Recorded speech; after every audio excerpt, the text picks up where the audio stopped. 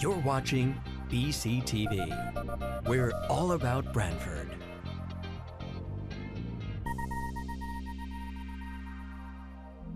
You're watching BCTV, Branford Government Television, a service of Branford Community Television. This program is brought to you in part through the support of the town of Branford.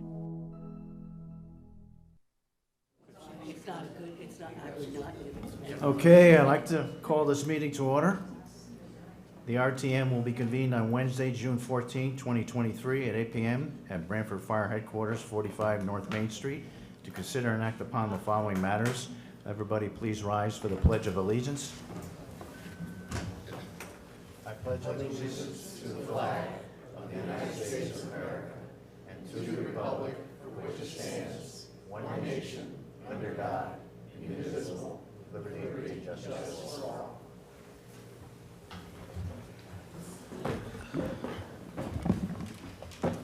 Before we go on to item 1, roll call, I'd like to welcome our new member to the RTM, Sharon Nupani. He will be in the 4th District, and I will send him to the Public Service Committee. Welcome aboard, Sharon. Thank you.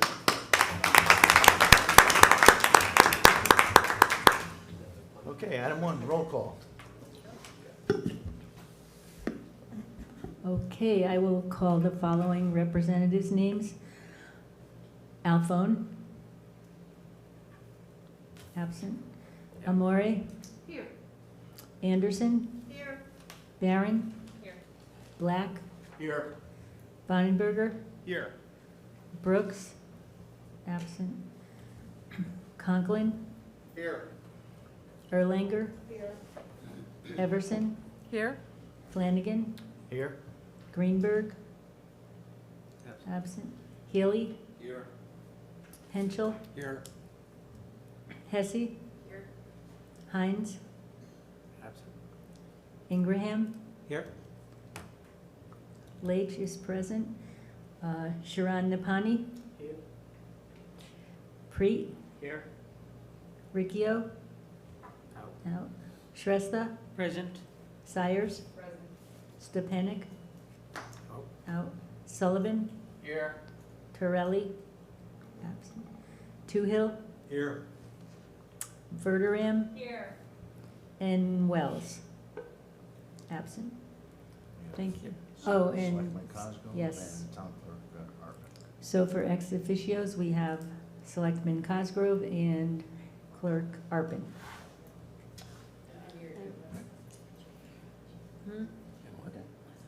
Did I miss someone? Did I miss you? Oh, I'm really sorry about that.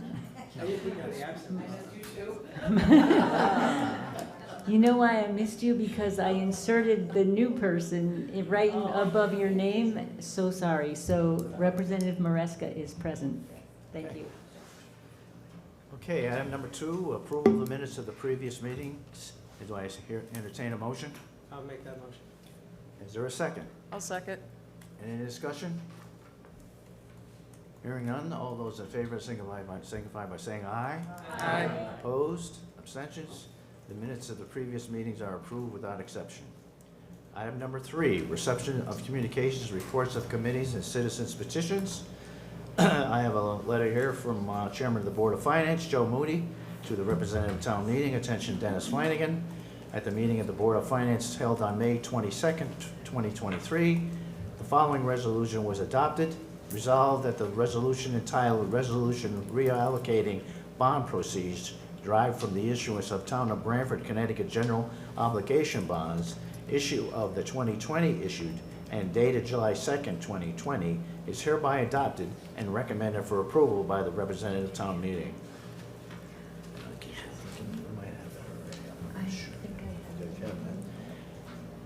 And I also have, in the second item, I have a letter signed by Taylor Brown, and an item for the Solid Waste Committee to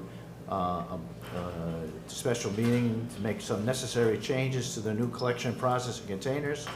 And I'm sending that to the Rules and Ordinance Committee. And I know you have that. Yeah. And that's all I have under communications.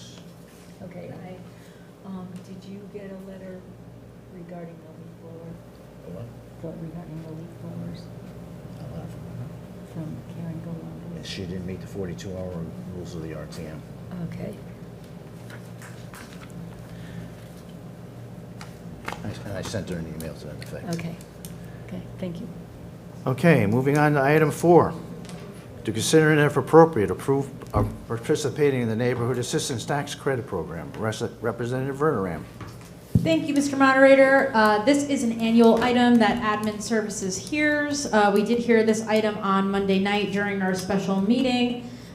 This item passed unanimously overall, but we did go through each applicant and list them out separately, which I believe is what we're supposed to do here tonight. So I don't know if it's easier to just list out now. And Yeah, you can do that. Go ahead. okay.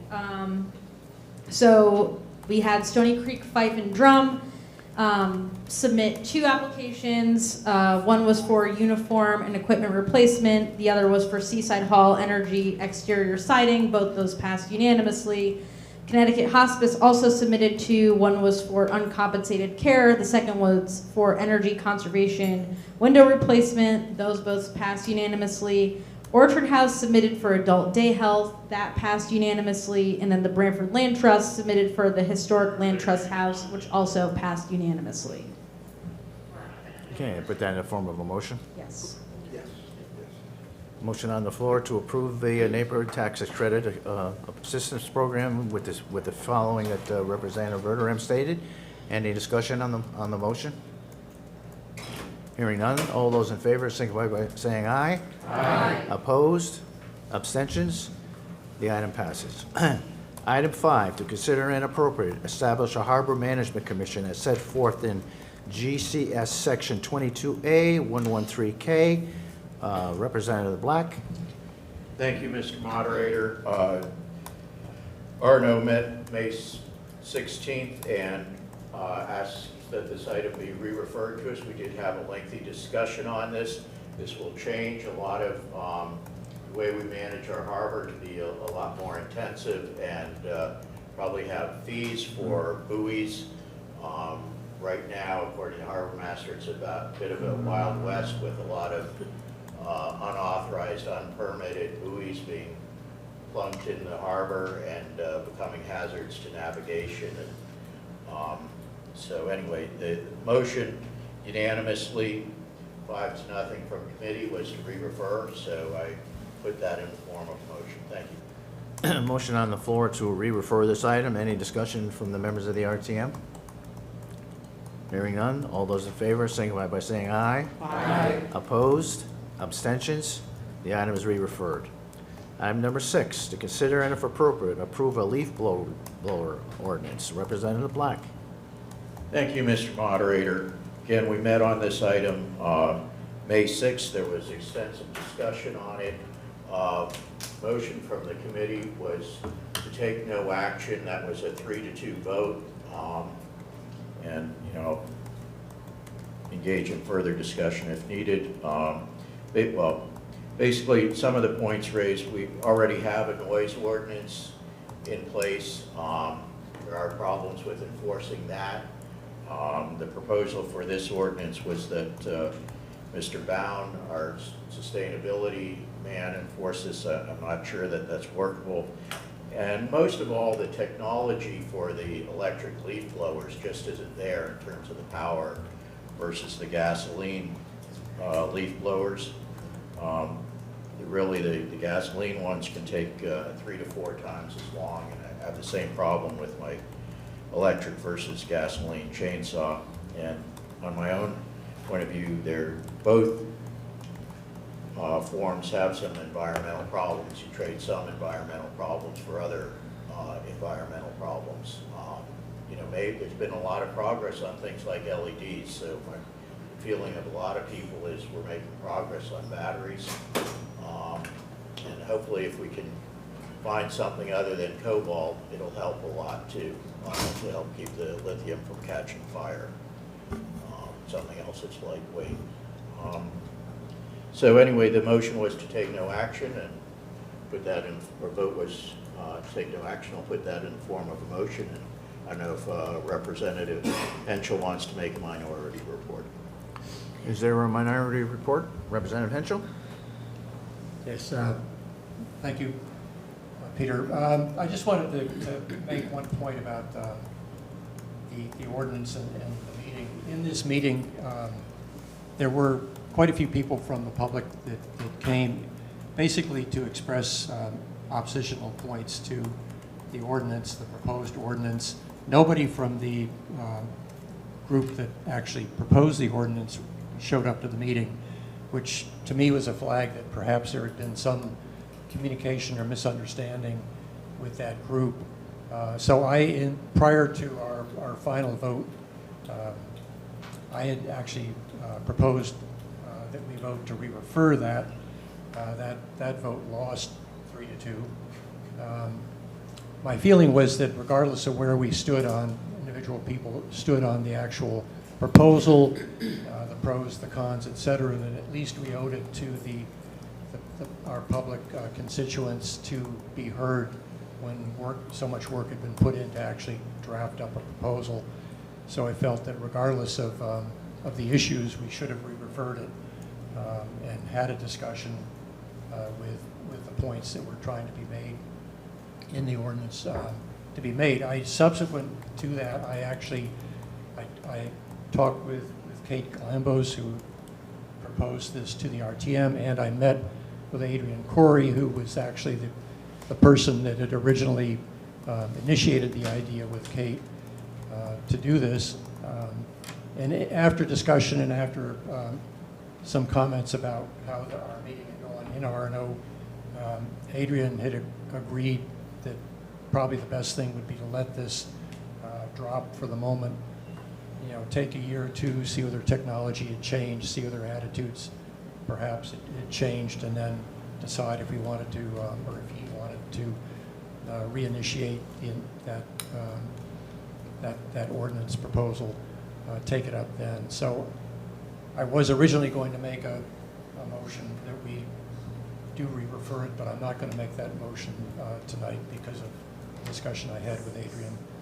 But I do hope that in the future, if there's an apparent miscommunication and nobody shows up having made a proposal, that at least they'd be given an opportunity in the future through a re-referral to be heard. Thank you. Any other discussion from members of the RTM? Any discussion from members of the public? Representative Sullivan?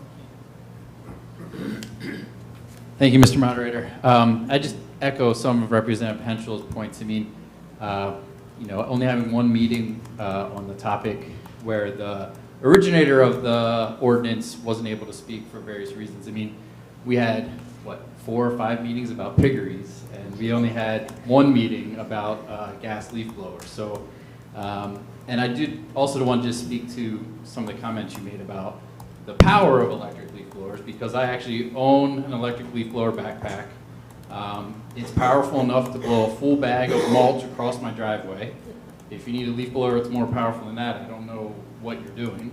And I also heard about batteries. You need to replace them. I have multiple batteries.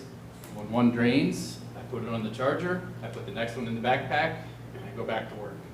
I don't have any noise. I don't have any fumes. I don't have any exhaust. It's much quieter in my house. So I don't think that the technology is lacking in terms of electric leaf blowers versus gas leaf blowers. So I really wish that we did have a chance to look more into this ordinance. I won't make a motion to re-refer tonight based on some of the other comments, but I do think that when we're looking at ordinances, you can create language and craft language based on commentary from people attending a meeting. And in this instance, some of the key people weren't given that opportunity. Thank you. All right. Anybody else from the RTM? And from the public? Come forward and state your name and address, please. Should I just speak from here? You can rank right there. Hi, my name is Kate Galambos. Field Okay. Point Road, Branford. Can you hear me? Yes. Okay.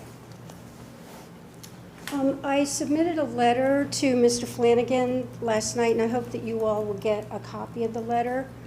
And I'm just going to read it now. Okay? The proposed ordinance is similar to one that was passed in Westport, Connecticut in January of this year. The ordinance includes mild limits on the use of leaf blowers, and it phases out gas-powered leaf blowers over a 2-year period. There is nothing radical or overly prescriptive in this ordinance. In fact, cities and states all over the country have imposed similar limits on gas-powered leaf blowers. The city of White Plains, New York outlawed leaf blowers 20 years ago, and they seem to be doing just fine. Why do we need limits on gas-powered leaf blowers? Because the data on the harm they cause is extensive. Gas-powered leaf blowers use outdated, highly polluting two-stroke engine technology. They actually damage the ecosystems to which they are applied. They emit toxic gases well above any acceptable level. They blow poisonous particulate matter into the air we breathe. And they produce high decibel noise, which damages the hearing of workers and causes a nuisance to the neighboring people. The American Automobile Association tested a gas-powered leaf blower against a Ford truck and found that driving the truck 3,900 miles from Texas to Alaska emitted less pollution than running a gas-powered leaf blower for 30 minutes. That's why the Environmental Protection Agency has said, quote, communities and government agencies should create policies and programs to protect the public from gasoline-powered lawn equipment. Am I interrupting your texting? I hope not. No. Thank you. The problem today is that when a person uses a gas-powered leaf blower on their property, the harmful effects of their actions extend well beyond their property line. The noise, toxic gases, and particulate matter and noise and damage to the ecosystem all invade into the neighbors beyond the property line. And those people have no recourse to protect themselves. Unfortunately, the R&O committees take no action stance, endorses the rights of the individual who is causing the noise and pollution over the rights of the people living on the other side of the property line. So what is the role of the RTM in this situation? Well, the mandate is clear. The RTM's job is to balance the needs of the individual with the needs of the community and best interests of the community as a whole. It's nothing new. The legislative body has always accepted the challenge of creating rules and policies that balance the needs of individuals and businesses with the needs and best interests of the community. For example, we balance the competing needs of motorists and pedestrians by having rules about crosswalks and stop signs. We balance the competing needs of businesses and neighborhoods by regulating things like signage and curb cuts. We have leash laws and licensing rules to manage the potential nuisance caused by dogs. We have a noise ordinance that limits the times and types of noise that people can make. Now it is time to balance the needs of people who use gas-powered leaf blowers with the needs and best interests of the neighboring community. The only thing new is that the gas-powered leaf blower has been shown to be a danger to the public. Times have changed.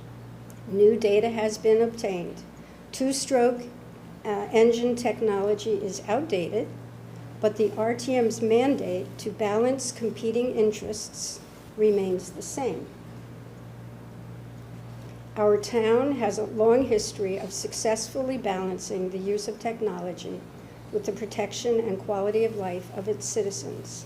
This proposed ordinance offers another opportunity to again meet that challenge. Its effectiveness will be greatly enhanced when the RTM as a whole has the opportunity to fully evaluate its safety, noise, and environmental impacts and to look at alternatives. I urge you to re-refer the proposed ordinance. Thank you. Any other comments from the members of the RTM? Representative Henschel. Yes, thank you. I would just request that the moderator transmit that letter. I understand it was received late, so it wasn't received into correspondence, but if you could just transmit it to the RTM members before the next meeting, just as a matter of information, I think that would be due, Kate. Thank you. Okay. Any further discussion on this item? Hearing none, we're ready to vote on the motion to take no action on this item. All those in favor signify by saying aye. Aye. Opposed? No. The item is tabled and no action is taken on it. I'm moving on to item 7, to consider and appropriate approve. Did you say the item was tabled? No, take no action on it. Okay. He said both. Yeah, that's what I heard. Yeah. There's a He used all the difference. words. Okay, moving on to item 7, to consider and appropriate approve a transfer request from the Board of Fire Commissioners for the following. From regular salaries and wages, $80,000. From employment and testing, $6,000. From communications, $6,000, for a total of $92,000. To overtime, $80,000. To other supplies, $6,000. To purchase services, R&M, $6,000, for a total of $92,000. Representative Conklin. Thank you, Mr. Moderator. I need to move that we waive Rule 441. Second. I'm not done yet. Somebody wants to move it on. Thank you. For items 7, 8, and 9, My second stands. as we did not have a quorum on June 1st. Okay, there's a motion on the floor to waive Rule 4401 for items 7, 8, and 9. And it's been seconded. Any discussion? No. Hearing none, all those in favor signify by saying aye. Aye. Opposed? Abstentions? Okay. Okay, item's item waived. number 7. Item number 7, it is an intra-department transfer within the current fiscal year, balancing the line items in that budget. Mostly caused by the fire department being short from 1 to 4 employees throughout the year, giving them the large overage in regular wages and salaries and the large under deficit for overtime. And then the others are small numbers and the need for other supplies and purchase services, mostly caused by inflation of items that they buy all year long. And I would put the approval of that in the form of a motion. Second. Is there a second? Representative Sim. Discussion? Hearing none, all those in favor signify by saying aye. Aye. Opposed? Abstentions? The item passes. Moving on Item to number 8. item number 8, to consider and if appropriate, approve a transfer request from the Board of Police Commissioners for the following fiscal 2023, following: vehicle setup, $25,000, 2 police vehicles, $25,000. Representative Conklin. Once again, this is an intra-department transfer. Vehicle setup has an overage of $25,000, and it's in the current fiscal year because some of the cars that were purchased didn't need all the equipment. So, as a detective's car doesn't get all the equipment that a patrol car gets. And we usually authorize patrol car expenses. So there's an overage in vehicle setup, and if we move the $25,000 into police vehicles, they will be able to buy another vehicle this year. And I will put that in the form of a motion. Second. Black, Okay. thank you. Yeah. Any discussion on the motion to approve the $25,000 for members of the RTM? Hearing none, all those in favor signify by saying aye. Aye. Opposed? Abstentions? The item passes. Moving on to item 9, to consider if appropriate, approve a transfer request from the Highway Supervisor for fiscal 2023 as follows: from regular wages and salaries, $10,009. 2 other fuel, $9,124, and 2 uniforms and clothing, $885, for a total of $10,009. And then from professional development, $49, 2 furniture fixtures, $49. Representative Conlon. Once again, this is an interdepartment transfer within the current fiscal year. Again, there is a overage in the regular wages and salaries of $10,000, and the price of fuel exceeded all expectations this year, so they need to balance that line item out. And the others are small numbers, $49 in uniforms and clothing. Inflation drove those prices up as well.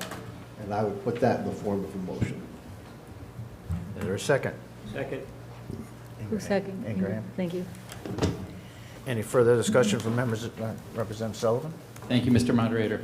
I just had a question about this transfer out of wages and salaries. As many people here know, I believe there's an extra salary that we budget and tax for in this department every year. So I'm wondering if some of that overage is from unspent funds on a salary that was not paid to a unbilled position. That would have been a good question for June 1st. I don't know. I don't know. Ouch. Sorry.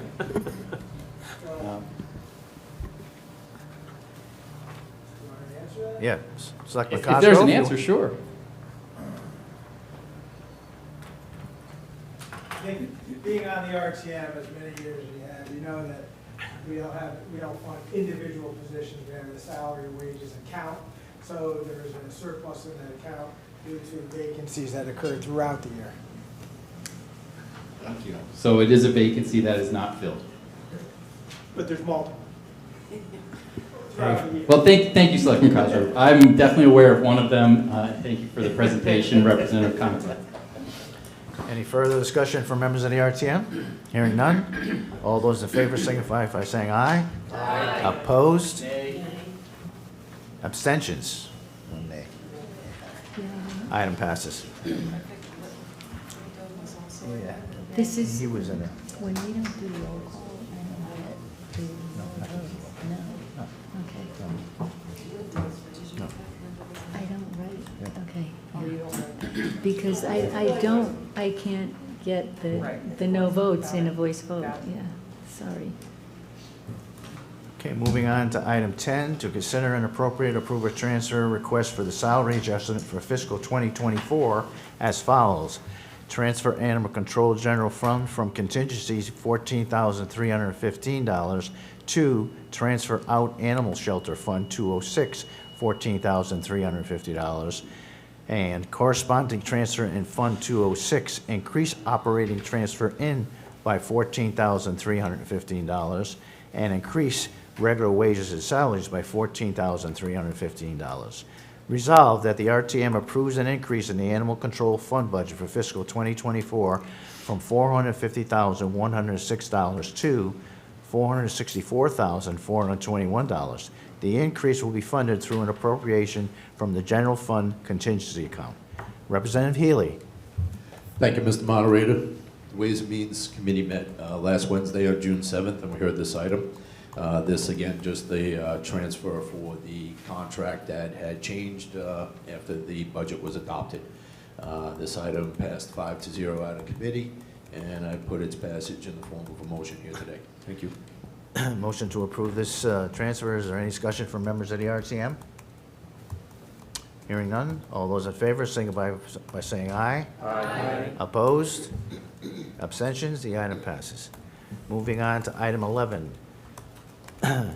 From Transfer Police Department, from contingency $17,354 to regular wages and salaries $17,354. Representative Healy. Yes, again, thank you, Mr. Moderator. We also heard this on the same evening of Wednesday, the 7th. And this, again, to fill a vacancy position. And that passed through committee 5-0. And I'd like to see it passed here as well, and I put that in the form of a motion. Thank you. Motion on the floor to approve this transfer. Any discussion from members of the RTM? Hearing none, all those in favor signify by saying aye. Aye. Opposed? Abstentions? Item passes. Moving on to item 12, to consider and if appropriate, approve a transfer request from the Director of Parks and Recreation for fiscal 2023 as follows: from regular salaries and wages, $35,000, to purchase services R&Ms, $15,000, to grounds R&M, $20,000. Representative Healy. Yes, once again, thank you, Mr. Moderator. So this again, interdepartment transfer out of Alex's account. I guess he had some vacancies come up. The services and repairs and maintenance had increased. Things like usage of even porta potties and electric upgrades and things like that. So this had passed through committee as well, 5-0, and I'd like to see it passed here, and I put that in form of a motion. Thank you. Motion on the floor to approve this transfer. Any discussion from members of the RTM? Hearing none. All those in favor signify by saying aye. Aye. Opposed? Abstentions? Item carries. Moving on to item 13, to consider a transfer request from the Finance Director for fiscal year 2024 to enter in a new lease agreement for the Town Hall postage meter from contingency $5,460 to leased equipment $5,460. Representative Healy. Yes, thank you, Mr. Moderator. On the same evening, we heard this one as well. We're getting the Cadillacs of Cadillacs as it comes to the new postage meter. This is for all of Town Hall, and apparently it's going to help save on a lot of time being done. This thing does things that takes human aspect out of things. So again, it also passed through committee 5-0, and I'd like to see it passed here, and I put that in the form of a motion. Thank you. Motion on the floor to approve this transfer. Any discussion from the members of the RTM? From the public? No? All those in favor signify by saying aye. Aye. Opposed? Nay. Abstentions? Item carries. Moving on to item 14. Takes the human element out of things. To consider and if appropriate, approve a transfer request from the Human Services Director for fiscal 2023 as follows: from relocation services, $3,000, to purchase services, $2,500, and to equipment rental, $500, for a total of $3,000. Representative Verderam. Thank you, Mr. Moderator. This is a very simple intra-budget transfer. It passed committee 5 in favor with 1 abstention. I'd like to see its favorable passage here on the floor this evening. Motion on the floor to approve this transfer. Any discussion from members of the RTM? What was the vote? Sorry. Came out of committee 5 with 1 abstention. Thank you. 5 in favor. Thank you. No further discussion from members of the RTM. Any for the public? No? All those in favor signify by saying aye. Aye. Opposed? Abstentions? The item passes. Moving on to item 15, to consider and if appropriate, approve a budget transfer increase for fiscal 2024 for the Human Services Director as follows: increase fund balance Human Services Fund by $26,000 and increase purchase services by $26,000. Resolved that the RTM approves an increase in the Human Services Fund balance for fiscal 2024 from $1,913,499 to $1,939,499. This increase will be funded through an appropriation from the fund balance. Representative Verderam. Thank you, Mr. Moderator. Once again, Admin Services did hear this on Monday night, and this money is going to be allocated for a third-party billing service that the Counseling Center uses to assist with billing. Many of us were able to clarify this with Peter Semino. We didn't have the information at the meeting, but he reached out to, I think, many of us afterwards. And in my mind, this makes perfect sense. This is what many counseling centers, medical services do. Sometimes billing can be troublesome at times, reaching out to insurance companies, or sometimes you just can't collect debt from clients. This is a way to streamline that and take it away from the out-of-office work. So I think that this would be a great thing for the counseling center. The goal of this is to increase its revenue, so I think that it will end up balancing out. So I put its passage in the form of a favorable motion. Thank you. Was there a committee vote? Yes, the committee vote was 5 in favor with 1 abstention. Again, okay, thank you. Any discussion from members of the RTM? Yes. Representative Emerson? Thank you. I was the one abstention, and the reason why I abstained is because we did not have the leader of the counseling center there to explain what this was, and to Representative Verderam, that's great that he reached out to, I guess, your side of the aisle, but the information was not shared with us. So, you know, I think it's a good thing. It's just information seems to be falling through the cracks. People aren't showing up at committee meetings.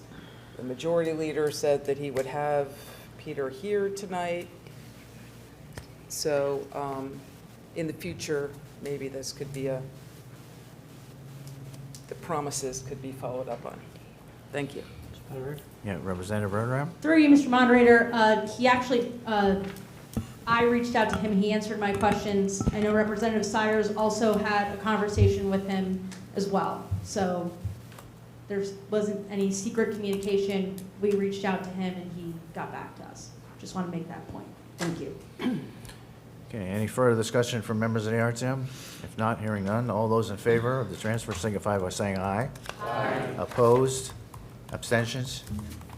Item passes. Moving on to item 16, to consider and appropriate approve a transfer request from the Director of IT for fiscal 2023 as follows.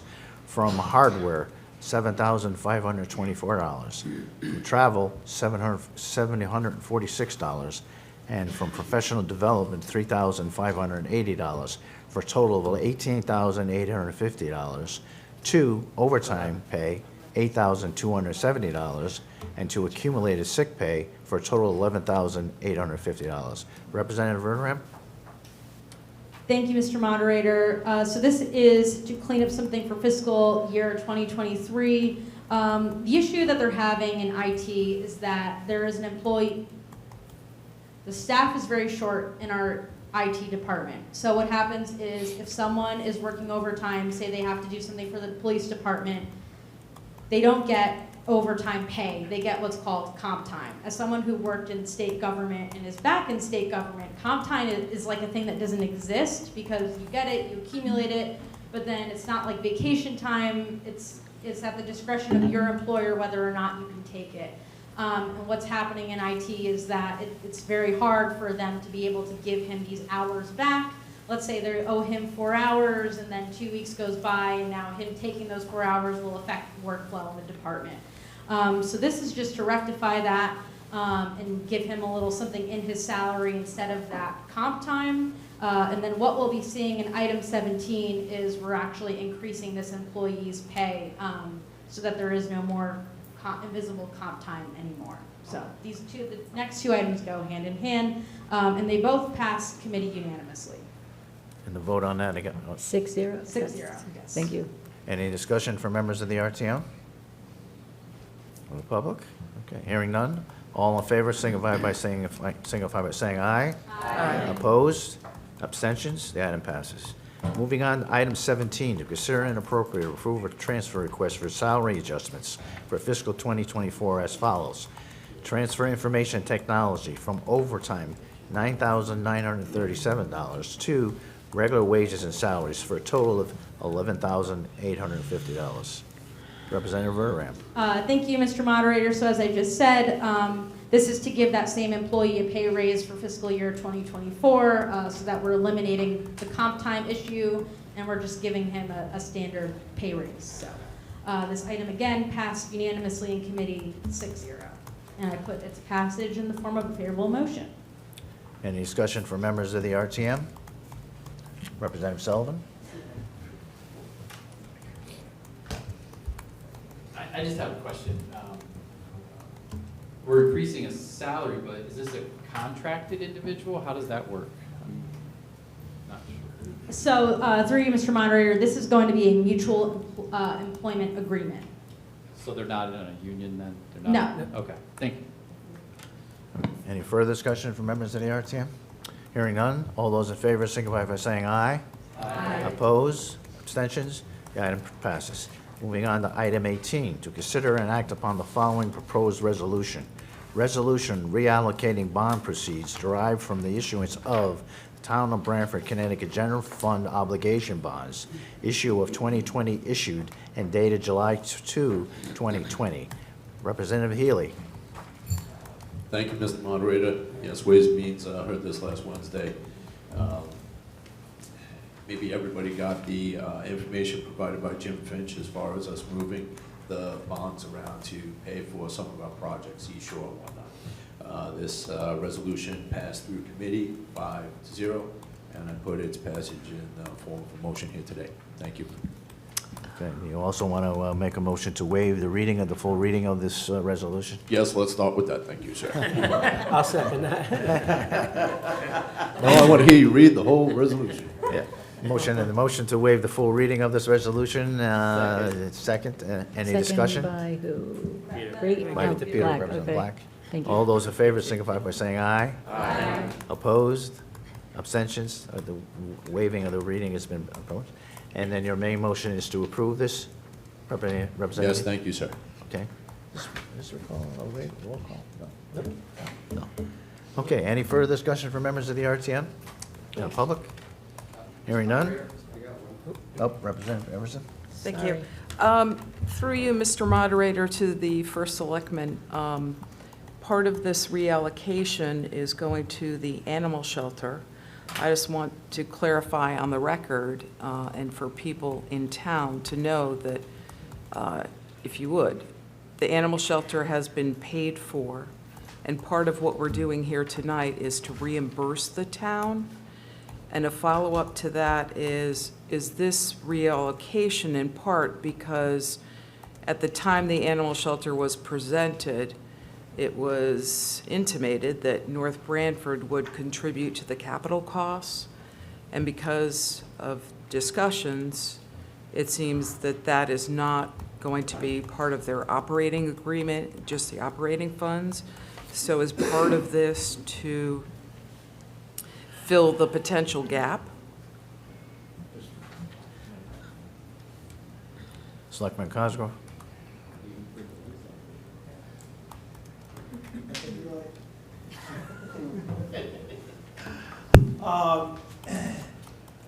No, the reason why we're, no.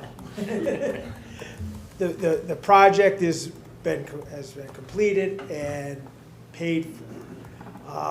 As we, I think, discussed, the town of Branford, we're fortunate that we do have a healthy fund balance, which, you know, gives us, the town of Branford, a lot of flexibility when we need to go to the market.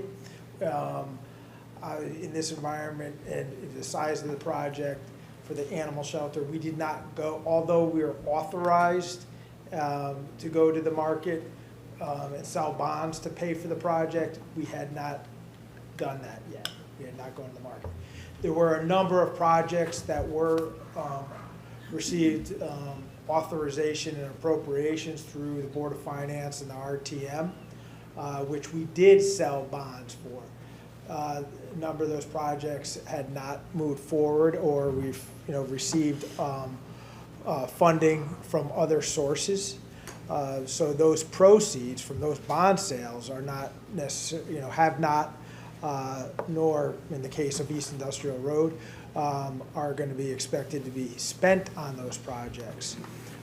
So therefore, we're obligated under the tax code, IRS standards, to spend those proceeds that we received.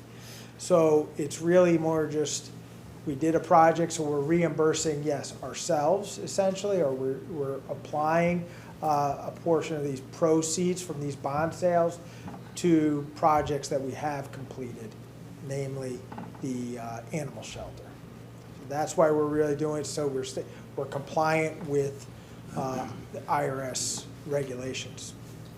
Thank you. Representative Black? Yeah, just, where's it? To go further, I mean, Jim Finch has often said, when we pass a bond authorization, it's two parts. One is to spend the money, two is to borrow the money. And as Jamie says, because we have a healthy bond market, or a healthy fund balance, we don't have to borrow the money before we start the project.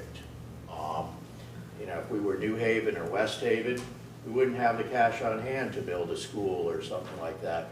But we could start with the construction without worrying about going to the market. When there's smaller projects like East Industrial Road or sewer thing or the animal shelter, it makes sense to combine everything and go to the market with one big bond issue rather than a bunch of little ones all at once because of the transaction costs involved in preparing a bond sale through bond counsel and underwriters and everything like that. So what's happened here is we authorized several projects. We'd issued bonds for a couple of them, a sewer project, East Industrial Road. As Jamie said, we're getting federal money for East Industrial Road, which I'm really happy about because I know I've spoken about trying to get that put down as a state road. So we borrowed money for that, but as you said, we're not going to have to use it. Now, the IRS has for many years had rules saying if towns issue tax-free bonds, they can't just say they're going to do something, then put the money in the bank or in an investment and earn taxable interest rate. Like if we've gone to the bond market and borrowed money at 2%, it hasn't been an issue until recently, but my bank, Webster, is now offering 5% CDs. So the federal government doesn't want municipalities saying they're borrowing money for a need and then not actually spending it on that need. So what's happened here is, you know, that's why we have to reallocate this. We're always going to bond for the animal shelter in part because it helps establish the cost of capital to North Branford. But because it was a small project, we didn't go out immediately. We funded it out of cash. So now we've established a baseline on which to build North Branford, being the interest rate and the cost of capital. The agreement that was worked out prior, they can still jump out of the whole agreement. And we've done this with the sewer plant, which we share with North Branford with capital costs, is that even if we pay cash for part of the project, basically they pay us as if we borrowed that money. So if we, you know, borrow $2 million and pay cash $1 million, they pay their share of the interest on $3 million, not just the $2 million, when they pay it over time. I think originally we offered North Branford with the animal shelter a fairly short payback period if they got it, the cash in 3 or 5 years, I forget. And they said, no, we want to stretch it out for 15 years. And we said, well, we're not just taking in, you know, no interest, giving you a no interest loan for 15 years. So, you know, the idea was always that we would issue at least some of that capital cost in bonds to establish a cost of capital. But, you know, again, this is driven by the federal government not wanting municipalities or tax-exempt institutions to engage in arbitrage between issuing the tax-exempt bonds and then having it invested on a bigger scale. You see that with wealthy universities like Yale that issue bonds even though they've got billions in the bank. But you know, that's they need to issue bonds for a building and use it for that building, and we need to here. But some projects just haven't moved forward, and others we've got other sources of funding. So that's why we're reallocating. Thank you. Representative Henschel? So if I could just simplify what I think this all means, are we saying? Sorry, I probably... If I'm understanding this correctly, what we're saying is that since we borrowed money from the general fund to pay for some of the animal shelter costs, basically these reallocated funds are going to go back into the general fund to Yeah, we reimburse it. reimburse the general fund. The proceed, yes, because we have cash that we brought in because we sold bonds for these other projects. So we have cash, and as Peter mentioned, we sold these bonds, and these were tax-exempt bonds. You know, we always sell usually we get a very low interest rate. Well, we know what's happened to the market, the interest rates, so now we're at a point where this parked cash is actually receiving greater interest than we're paying for the money.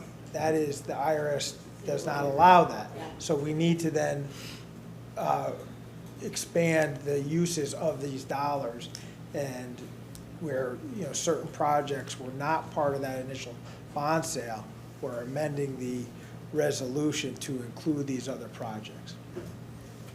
Thank you. Any further discussion from members of the RTM? Public? Hearing none, all in favor of this item, number 18, signify by saying aye. Great call, sir. Aye. What's that? All right. Okay, all those in favor of this item, signify by saying aye. Aye. Opposed? Abstentions? It passes. Moving on to item 19, any other business come before the RTM? All right. Thank you, Mr. Moderator. I just handed over all the invitation to you all. This is the 76th anniversary of diplomatic relationship between US and Nepal. So we are celebrating huge festival. Special thanks to First Selectman. You have been doing a lot. Thank you very much for your support. There are lots of program. We want to bring something in Branford. Well, I just spoke to my IL just before. While I was here 25 years ago, there were only 10 people in Branford. Now it is almost 500. Maybe 300 are voters. That's why what happened? We really want to bring something. That's why we're doing this. And then through you, Mr. Moderator, I would like to request our newly elected, my colleague, Mr. Representative Chiran Neopani, to elaborate this whole program. Thank you. Go ahead. And he is vice president of our organization too.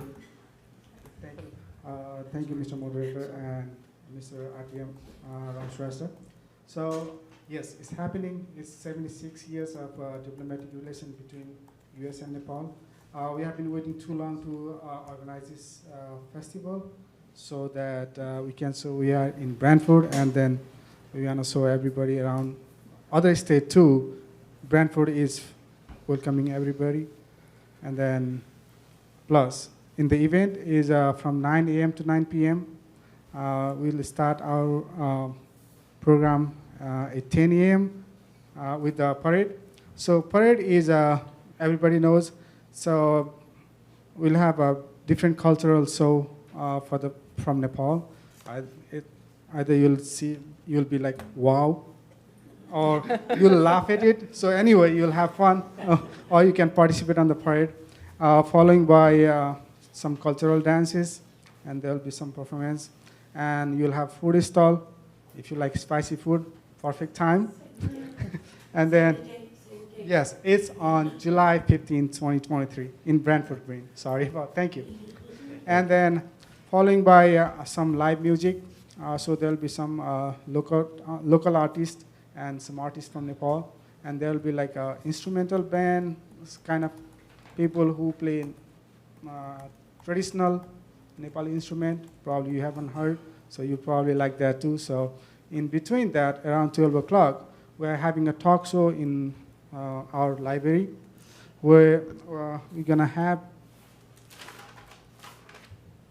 Consul General of Nepal and U.S. Ambassador to Nepal from U.S. And Former. Sorry. Okay, sorry. Former. Sorry. And then we'll have professor from Harvard, and other member of delegate committee. So everybody here will have an invitation later. So please come to the event and enjoy and participate. The main agenda of that talk show will be the promotion of tourism in Nepal, and then other U.S.-Nepal relationship. Yes, main agenda is that. So please welcome everybody. Sorry. And thank you. We both should have stayed there, and then I'm sorry. I should have done that. Okay, Representative Emerson, go ahead. Thank you. I just want to share a note about a longtime member of this body, Representative Claire Torelli in the 1st District. She's retiring this month after working 43 years for the Branford schools. 37 of those years were spent at Branford High School. Claire's also a 1967 graduate of Branford High and a native of Branford. She raised her children, who were the 4th generation to grow up in her family home. Branford High held its graduation today and recognized retiring staff, including Claire. Claire has served on the RTM for 18 years, 9 terms, and will not be seeking re-election this fall. She told me she was proud of the work she did, always thinking about what was best for the community and being an advocate for the people. Unfortunately, her declining health is the reason. With her permission, I'm able to share that she is on dialysis 3 days a week now, 4 hours a day. Claire continues to search for a kidney donor who can help save her life. A live kidney donor is preferable as the wait is 4 to 5 years for organ donations. Claire has type O blood, so finding a match is important. But she said that anyone who does decide to donate a kidney will help to move her up on the donor list. I'd like to recognize and thank Claire Torelli for her years of public service in Branford. There's hardly anyone, I think, who does not know Claire in this town. And for her and others, if you are able, consider becoming an organ donor. Thank you, Claire, for your years of service to Branford schools and on the RTM.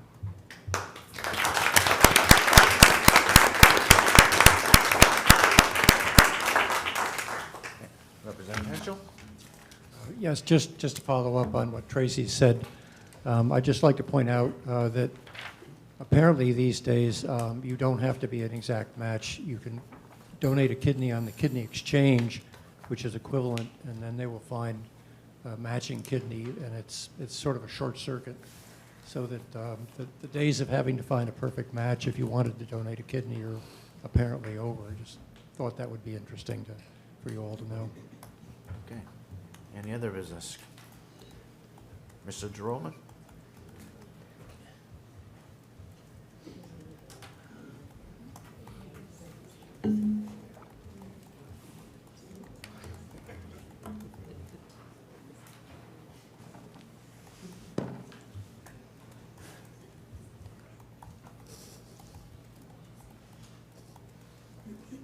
Good evening. Greg Gerolman, Pheasant Lane here in Branford. Unfortunately, I have to bring something to this body's attention for what happened at last meeting right in this room. You know, I don't know how to say this. I know some of you witnessed it. Others may have heard about it. One gentleman on the RTM got in my face physically and verbally and put his hands on me last month in this room at this meeting, right in that corner over there. And look, I'm not going to play the game the way that I guess some play it and try to make it seem like, okay, well, I'm in fear of my life, cops, this, that, the other thing, okay? I'm a victim, et cetera, because I don't feel that way. But at the same time, I strongly feel that man, woman, who's bigger, smaller, this, that, Republican, Democrat, et cetera, I think there should be some boundaries and limits and professionalism that you all, rightfully so, expect and demand of the public. So what I'm saying is that I think oftentimes life is a two-way street. I think it's fair for the public to also have those same expectations. I want to, you know, I believe I'm owed an apology, a public apology by the individual, The individual is Ed Preet, okay? I'm mentioning his name because I sent Mr. Preet an email asking him for an explanation about what happened, verbally and physically.